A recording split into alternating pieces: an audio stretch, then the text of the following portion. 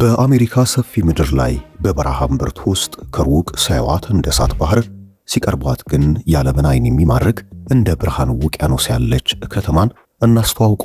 በዓለማችን ታሪክ ከሳተላይት ከሰማይ በታች ቁልጭ ብላ የምትታይ ብቸኛ ከተማ ከሰማይ ጠቀስ ሕንፃዎቿ ጀርባ ጉዶቿ የተሸፈኑላት በቀን ውስጥ ብቻ ከ300 በላይ ጥንዶች ሰርጋቸውን የሚፈጽሙባት ፍቻቸውም ቁጥሩ እጅግ ከፍተኛ መሆኑ የሚነገርላት በካሲኖ ያበደች በርካታ አበሾችን ሕይወት በቁማር ሱስ ሲኦል ያደረገች በዛው ልክ ብልጥና ቆራጥ የሀገራችን ልጆች ከበርቴ የሆኑባት ላስ ቬጋስ የኃጢአት ከተማ የሚል ተቀጽላ ስም የተሰጣት የቢሊዮነሮች መጫወቻና በሺዎች የሚቆጠሩ የሰው ልጆች ሕልማቸውን ፍለጋ የሚጋደሉባት የምድረ በዳዋ ንግሥት ተጨልፎ ከማያልቀው ታሪኳ በሽርፍራፊ ደቂቃዎች ውስጥ ጊዜ የማያባክኑበትን መልኳን ልናሳየውት መተናል። በዚህ ከተማ ውስጥ የሚኖሩ እጅግ በርካታ ቁጥር ያላቸው ሀበሾች እንዳሉ ይነገራል። ሀበሾች በዚህ ከተማ ያላቸው ሕይወት በሌላው በአሜሪካ ስቴት ካላቸው ሕይወትም እጅግ የተለየ እንደሆነም ግልጽ ነው። በካሲኖና በሌሎች የቁማር የምሽት መዝናኛዎች ሕይወታቸውን ያበላሹ ኋላም ደግሞ ዲፖርት ተደርገው አዲስ አበባ በጎዳና የምንመለከታቸው ከዚህም አለፍ ሲል ደግሞ ላስ ቬጋስ የሚለውን ስም የስማቸው መጠሪያና መነሻ ያደረጉ ከበርቴ የሆኑባት ሪል ስቴቶችን የሸመቱና በቁማር ንግድ ሕይወታቸው ሳይበላሽ ራሳቸውን ጠብቀው ቁርጠኛ በመሆን ሀበሻነታቸውን ያሳዩ የሁለት ዓለም ኢትዮጵያውያን በዚች ምድር ይገኛሉ። በዓለም እንዳሸዋ ከተበተነው ኢትዮጵያዊ መካከል በላስ ቬጋስ ያለው ነዋሪ ከሌላው እጅግ የተለየ ድንቅ የሆነ አኗኗር እንዳለውም ይነገራል። እኛም በአዲስ ቪስታ ድንቅ አብራሪዎቻችን ታግዘን በቬጋስ ምድር አርፈን ጉዟችንን እንጀምራለን። መልካም ጊዜ እንዲሆንልዎት ከወዲሁ ተመኘን። ይህች ከተማ በኔቫዳ ግዛት ውስጥ ከ135 ካሬ ማይል በላይ በሆነ የደረቅ መሬት ስፋት ላይ የተቆረቆረች ናት። በዙሪያዋ በደረቅ ተራሮች የተከበበች ድንቅ ስፍራ ናት። የአየር ንብረቷ በበጋው እጅግ የሚፋጅ፣ ክረምት ደግሞ የበረሃ ቅዝቃዜም አጥንትን የሚሰረስር ተቃርኖ የነገሰባት፣ ሁለቱም አየሮች እጅግ አስገራሚ የሆኑ ወራትን ይዘው የሚመጡባት እንደሆነች ይነገርላታል። ቬጋስ አንዳንድ በአካባቢዋ የሚኖሩ ኢትዮጵያውያንም ሙቀቷ እንደ ድሬዳዋ፣ ቅዝቃዜዋ ደግሞ እንደ ደብረ ብርሃን ሁለቱንም አየር ባንድ የሚያገኙባት፣ ደብረ ብርሃን ከድሬዳዋ ተዋደው የሚኖሩባት ከተማ እንደሆነችም አበሾች ይገልጻሉ። በዚች ከተማና በዙሪያ ባሉ አካባቢዎች ከ2.3 ሚሊዮን በላይ ህዝቦች በቋሚነት ይኖራሉ። ከነዚህ መካከል ደግሞ ቁጥራቸው ከ40 እስከ 50 ሺህ የሚገመት ከቀይ ባህር ማዶ የተሰደዱ የሀገራችን የኢትዮጵያ ልጆች ይህችን ከተማ መኖሪያቸው አድርገዋታል። ነገር ግን ወደ እውነተኛው ማህበረሰብ ህይወት ከመግባታችን በፊት መጋረጃውን ገልጠን የዚችን ከተማ እውነተኛ ማንነት መመልከት ይኖርብናል። ላስ ቬጋስ ስትባል በአይምሯችን ውስጥ የሚመጣው ምንድን ነው? የቁማር ጠረጴዛዎች፣ በየሰኮንዱ የሚጮሁ የስሎት ማሽኖችና ሌሊቱን ቀን የሚያደርጉ የደመቁ የምሽት ክለቦችና ቅጥ ያጡ ነውሮች ናቸው። እዚህ ከተማ ውስጥ ጨለማ የለም። ህጋዊ የተደረገው የሴተኛ አዳሪነት ንግድና በየመንገዱ የሚበተኑት የራቆት ዳንስ ማስታወቂያዎች የከተማዋ መታወቂያዎች ናቸው። ወሲብ፣ ገንዘብ፣ ከባድ ወንጀልና ቁማር በጋራ የሚጨፍሩባት መድረክም ናት ቬጋስ። በዚህ እብደት ውስጥ ግን የኛዎቹ ሴት አሉ። በሚያስገርም ሁኔታ በዚህ በደመቀ በወንጀልና በቁማር በተከበበ እንዲሁም የወሲብ ንግድ በናኘበት የቬጋስ የምሽት ህይወት ውስጥ የአበሻ ቆነጃጅት የራሳቸውን ታሪክ ይጽፋሉ። በየታዋቂ ሆቴሎች፣ ክለቦች ውስጥ በቁንጅናቸው ተለይተው የሚታዩት በቪአይፒ መስተንግዶች ላይ የሚሰሩትና በከተማዋ የውበት ንግድ ውስጥ የተሰማሩት የአበሻ ሴቶች የላስ ቬጋስ ምሽት ሌላው ውበት ያስብሏታል፣ ሌላው ውበትም ይሰጧታል። አንዳንዶች ከላስ ቬጋስ ፈታኝ ህይወት ጋር እየታገሉ ህይወታቸውን ሲመሩ፣ ሌሎች ደግሞ በዚህ ፈተና በተሞላ ምድር ላይ ንጹህ ማንነታቸውን ጠብቀው የራሳቸውን ታሪክ እንደሚሰሩና የኢትዮጵያውያን አኗኗር በቬጋስ እጅግ ተቃርኖ የተሞላበት እንደሆነ ይነገራል። እምነታቸውን ጠብቀው ከሃይማኖታቸው የሚያረቃቸውና ወደ ኃጢአት የሚመራቸውን መንገድ ወደ ጎን በመተው ገንዘብ ካፍንጫችን ይውጣ እንደሚባለው በአገራችን ተረት የአገራችንን ተረት አስጠብቀው በልፋታቸው በላባቸው በዚህ በረሃ ስራን እየሰሩ ገንዘብ የሚያገኙ በርካታ አበሾች እንዳሉ የሚነገር ሲሆን ነገር ግን አቋራጭ መንገድን መርጠው ምሽቱን የሥራ ዘርፍ አድርገው በዚህ በኃጢአት ምድር ውስጥ የኃጢአት ገንዘብ የሚሰበስቡም ቁጥራቸው ቀላል የማይባል እንደሆነ ይነገራል። አዎ ይህቺ የሴተኛ አዳሪዎች የወንጀለኞችና የቢሊዮነሮች ከተማ ለብዙዎች የጥፋት ለብዙዎች ደግሞ የሀብት ምንጭ ናት። እዚህ ከተማ ውስጥ ህልምና ቅዠት አንድ ላይ ነው የሚሸጡት። ከዓለም ዙሪያ የሚመጡ ቱሪስቶች በሚሊዮን የሚቆጠር ዶላር በደቂቃ ውስጥ ሲያከስሩ ከጀርባ ያለው የኢኮኖሚ መዋቅር ግን በሺዎች የሚቆጠሩ ሰራተኞችን ላብ የሚጠብቅም ነው። ከተማዋ ከምንም በላይ ይበልጥ የምትታወቅበት የቁማር ጨዋታ ቤቶቿ ናቸው።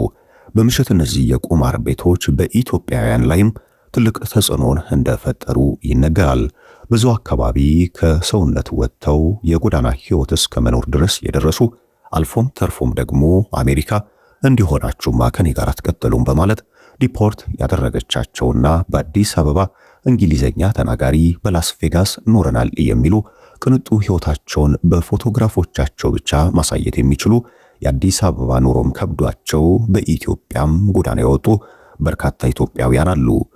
ይቺ ሀገር ገንዘብን፣ ሀብትን፣ ጊዜን ብቻ አይደለም የምታሳጣው አይምሮንም ጭምር ነው። በላስ ቬጋስ ሀብታቸውን የተነጠቁ ለጥቂት ዓመታቶች እጅግ በተዝናኖትና በቪአይፒ ክለቦች ውስጥ የነበሩ ያላቸውን ጨርሰው ጎዳና የወጡና ብሎም ደግሞ ዲፖርት ተደርገው ወደ ኢትዮጵያ የመጡ ጥቂት የማይባል ቁጥር ያላቸው ኢትዮጵያውያን የአይምሮአቸውም ነገር ያጠራጥራል። ሰላምም አጥተዋል። አማካሪ ወደ አይምሮ ሕክምና ማዕከል የመግባት ግዴታና ጫና ውስጥ የወደቁ ብሎም ራሳቸውን ከህይወት ጋር በመታገል ዳግም በሁለት እግር ለመቆም ጥረት የሚያደርጉም በርካቶች ናቸው። እናንተም ታዝባችኋል። በቬጋስ ኗሪነታቸው የነበረ ቀደም ሲል ለወላጅ ቤተሰቦቻቸው ገንዘብ ሲልኩና ንብረት ሲሸክፉ የነበሩ ዛሬ ግን የኢትዮጵያ ኑሮ ከብዷቸው የዕለት ጉርሷቸውን መሸፈን አቅቷቸው በሱስ ባደንዛዥ እጽ ሳቢያ በአዲስ አበባ ጎዳናዎች የወደቁ የቬጋስ ምርጥዬ ልጆችም አይዘነጉም። በዚሁ ልክ ግን እጅግ በሚያሸበርቅ በማብራት ከተሞላው የምሽት ክለብ ህይወቱ እጅግ ከሚያምረው የቬጋስ ምሽት ርቀው አይኖቻቸውን አስረው ይህንን ልንከውን ይገባል፣ የመጣንበት ዓላማም ራሳችንን መቀየር ብቻና ብቻ ነው፣ ከዚህ ባሻገር ለምንኖርለት እውነት መታመንና እምነታችንን መጠበቅ ለቤተሰቦቻችንም የለውጥ አርአያ መሆን አለብን በማለት የምሽት ህይወትን ገንዘብ ለማግኘት የተጠቀሙትና በምሽት ታክሲዎች የሚሰሩ በመስተንግዶና በሌሎች ስራዎችም የተሰማሩ የቁማር ሱስና ካሲኖ ያላሳበዳቸውና ንብረት ሰብስበው ቬጋስን የለውጥ ጎዳና ያደረጓትም ኢትዮጵያውያን ቁጥራቸው እጅግ በርካታ እንደሆነና በሌሎች አካባቢ ከሚኖሩ ኢትዮጵያውያንም በገቢ ላቅ ያለ ደረጃ ላይ እንደሚቀመጡ ክፍያውን በቬጋስ እጅግ ጥሩ እንደሆነ ይነገራል።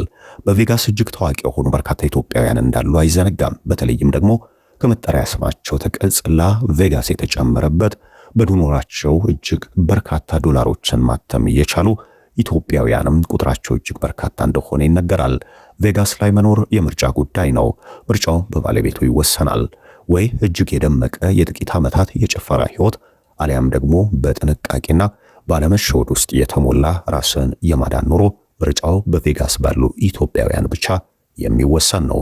አሁን ግን ማብራቶቹን ጭፈራውንም ትተን ወደ እውነተኛው የኢትዮጵያዊ ኑሮ እንሻገራለን። በቬጋስ የሚኖሩ ኢትዮጵያውያን ህይወታቸው እንዴት ነው ካሉን እዚህ ከተማ ውስጥ የሚኖሩ ወገኖቻችን በብዛት በታክሲና በሊሙዚን አሽከርካሪነት፣ በታላላቅ ካሲኖ ቤቶች ውስጥ፣ ሆቴሎች ውስጥ በደህንነት በመስተንግዶና በካርድ አከፋፋይነት በሰፊው ይሰማራሉ።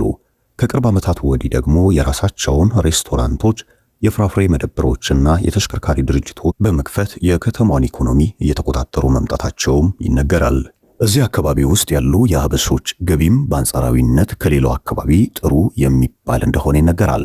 ነገር ግን ስራው አድካሚና አብዛኛው ፈረቃ በሽፍት የሚሰራ በመሆኑ የቤተሰብ ህይወት እጅጉኑ ይፈታተናቸዋል። ወላጆች ሌሊት ሲሰሩ ውለው ቀን ላይ ለልጆቻቸው የሚሆን በቂ ጊዜ ማግኘት ይቸገራሉ።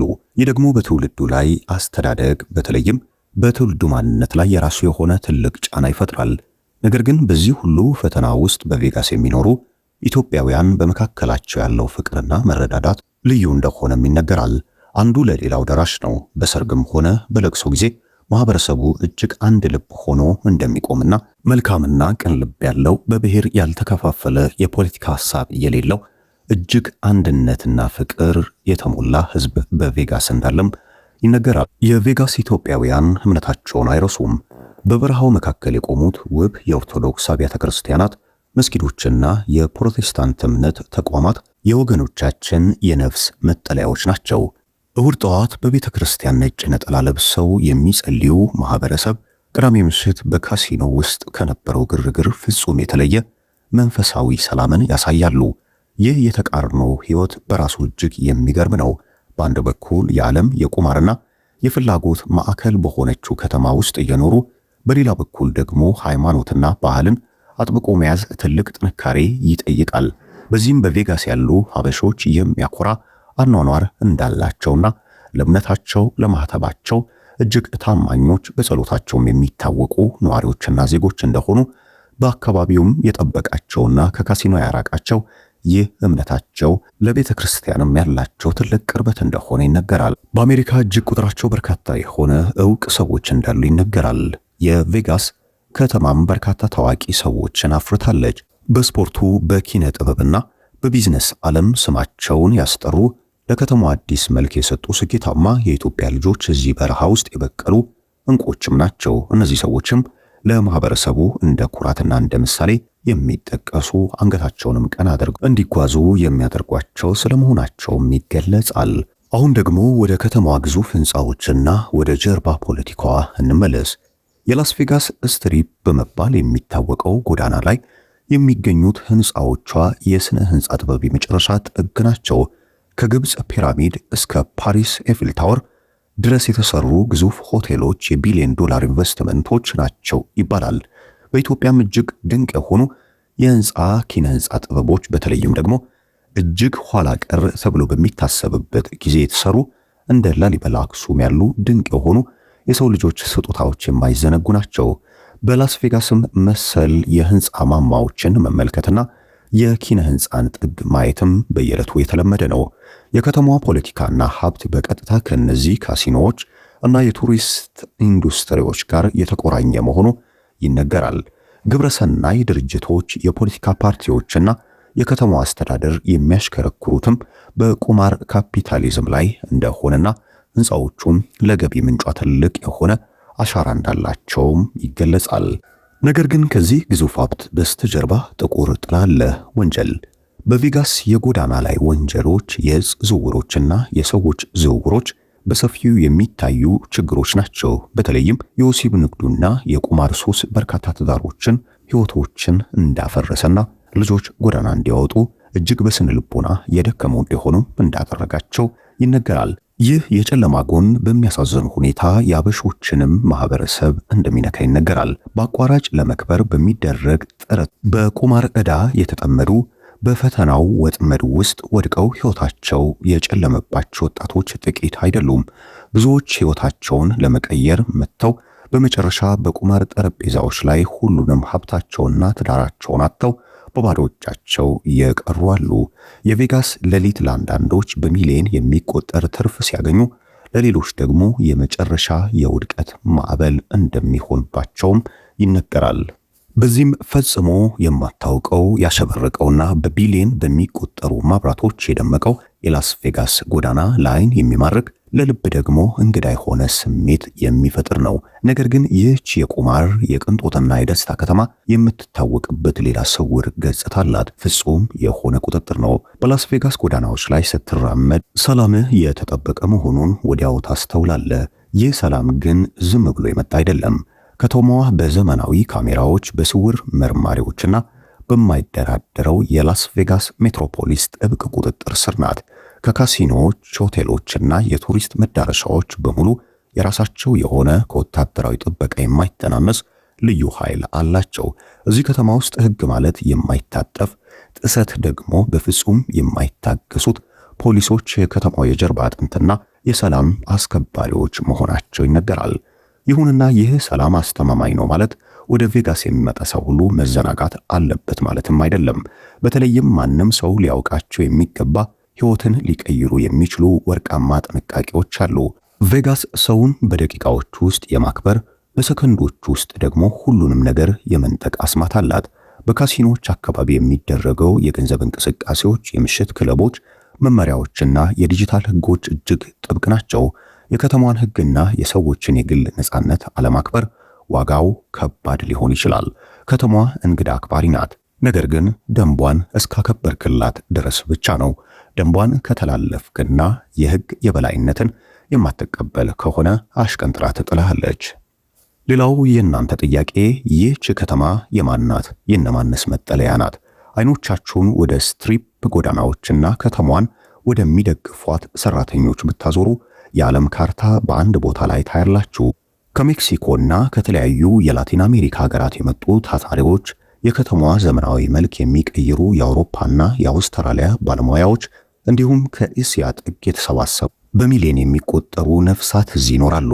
ቬጋስ የባህል ስብስብ፣ የዓለም ህዝቦች የመገኛ ማዕከል ናት። በዚህ ሁሉ ግርግርና በደመቀው መብራት መሃል ግን የራሳቸውን አሻራ ያሰረፉ የከተማዋ ልዩ ቀለም የሆኑ የሀገራችንም ልጆች አሉ፣ ሀበሾቻችን።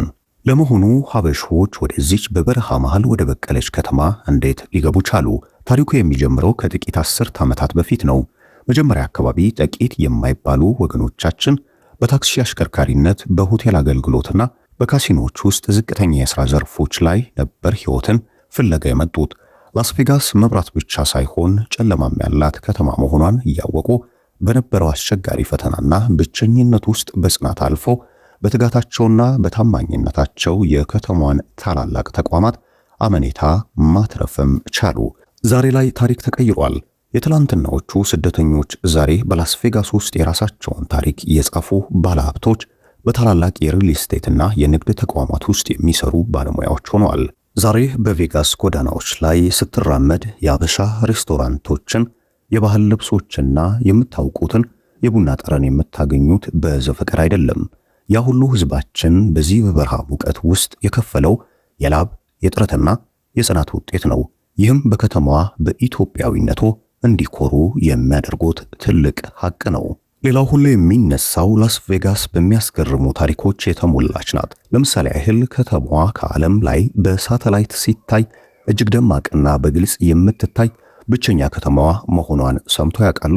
ወይም ደግሞ እዚህ ከተማ ውስጥ በቀን በአማካኝ ከ300 በላይ ሰርጎች እንደሚፈጸሙና የፍቺ ቁጥራቸውም በተመሳሳይ ከፍተኛ መሆኑንስ? ይህች ከተማ ህልም የሚሸጥባት፣ ቅዠት የሚገዛባት ልዩ ምድር ናት። የሰው ልጅ ስነ ልቦና የሚፈተንበት፣ የገንዘብና የስልጣን ጉልበት በግልጽ የሚታይበት ከተማ። አሁን ላስ ቬጋስን በደንብ አየናት። ከበረሃው ሙቀት ተነስተን እስከ ካሲኖው ቅዝቃዜ፣ ከወሲብ ንግድ እውነታና ከሴቶች ህመም ተነስተን ከቁማርና ወንጀል እብደት ለእምነታቸው ጸንተው የሚኖሩ ቅዱስ አብያተ ክርስቲያናት ጥግ ስር ያሉ ኢትዮጵያውያንን በኃጢአት ከተማ ውስጥ ያለውን የአበሻ ህይወት ፈትሸናል። በቬጋስ ያየነው ታሪክ ግን በአሜሪካ ምድር ላይ ካሉ 50 ግዛቶች ያንዱ ገጽታ ብቻ ነው። የደማቅ መብራቶች የህልሞችና የቁማር ከተማ የሆነችው ላስ ቬጋስ ለብዙዎች የቅንጦት መናኸሪያ ልትሆን ትችላለች። ነገር ግን በዚች የማትተኛ ከተማ ጥላ ስር የራሳቸውን ታሪክ የሚጽፉ፣ በማንነታቸው የደመቁና በትጋታቸው አሻራቸውን ያሳረፉ ብርቱ ኢትዮጵያውያን መኖሪያቸው ጭምር ናት። ቬጋስ ስንሰናበት ከትውልድ መንደራቸው በሺህ የሚቆጠሩ ማይሎችን ተሻግረው በዚች በበረሃ መሃል በበቀለች የቅዠት ከተማ ውስጥ እውነተኛ ህይወትን ስለቀረጹ ወገኖቻችን እያሰብን ነው። ይህንና መሰል አስገራሚ ጉዞና የጉዞ ታሪኮች ወደ እናንተ የሚያመጣው አዲስ ቪስታ ሚዲያችን ነው።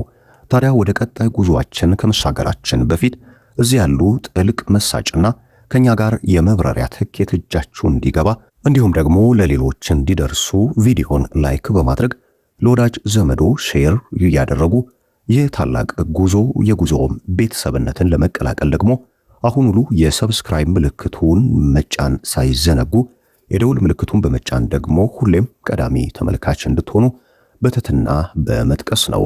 ምክንያቱም የጉዞቻችን ፍጻሜ ገና ነው። የአሜሪካ ምድር ሰፊ ናት። የህዝባችንም ታሪክ እንደዚሁ በየከተማው ትልቅና ሚስጥራዊ ነው።